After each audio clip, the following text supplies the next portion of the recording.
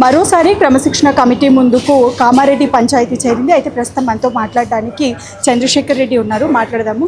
నమస్తే అండి. అంటే అసలు కామారెడ్డి పంచాయతీ ఏంటి, మళ్ళీ ఈరోజు మీరు ఇక్కడికి రావడానికి కారణం?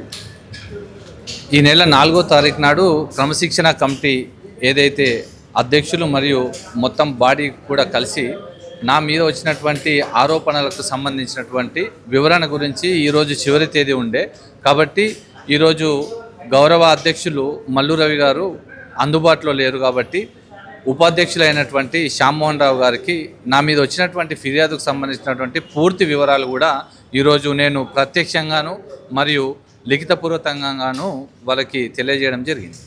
అయితే డైరెక్ట్గా షబ్బీర్ అని పోస్టులు అమ్ముకుంటున్నారని ఆరోపిస్తున్నారు. నిజంగా దీనికి మీ దగ్గర ప్రూఫ్ ఉందా? ఇది ఏది కూడా మేమేమి ఆరోపించలేదు. దానికి కూడా ఎటువంటి ప్రూఫ్స్ అనేటువంటివి కావు.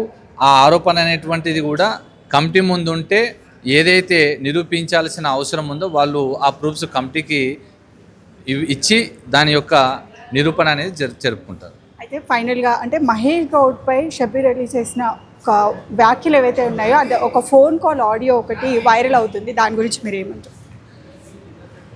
100కు 100% ఈరోజు మొత్తం టోటల్ భారతదేశంలోనే ఫుల్ టైం వర్క్ చేసేటువంటి అధ్యక్షులు కానీ పార్టీ లీడర్ కానీ ఉన్నారంటే ఎవరైనా అది మహేష్ కుమార్ గౌడే.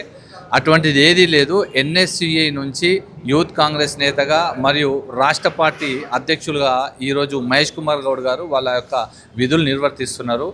ఇది కేవలము వాళ్ళు అన్నటువంటి కామెంటే తప్ప కానీ ఎటువంటి దాని కూడా తావు లేదు. ఏదున్నా కాంగ్రెస్ పార్టీలో నిష్పక్షపాతంగా ఎవరైతే పార్టీ గురించి అహర్నిశలు కృషి చేస్తారో వాళ్ళకి మాత్రమే పెద్దపీట ఉంటుంది.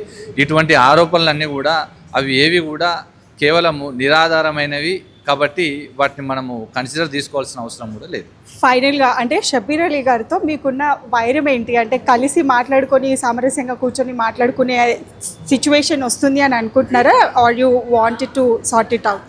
ఈ ఇష్యూ ఏదున్నా క్రమశిక్షణ కమిటీ ముందుకు వచ్చింది కాబట్టి క్రమశిక్షణ కమిటీ కాంగ్రెస్ పార్టీ హైకమాండ్ ఏ విధమైన నిర్ణయం తీసుకుంటుందో ఆ విధమైన నిర్ణయానికి ఖచ్చితంగా కట్టుబడి మేము ఉంటామని చెప్పేసి కూడా మీడియా పరంగా కూడా తెలియజేసుకుంటున్నాం. Thank you so much.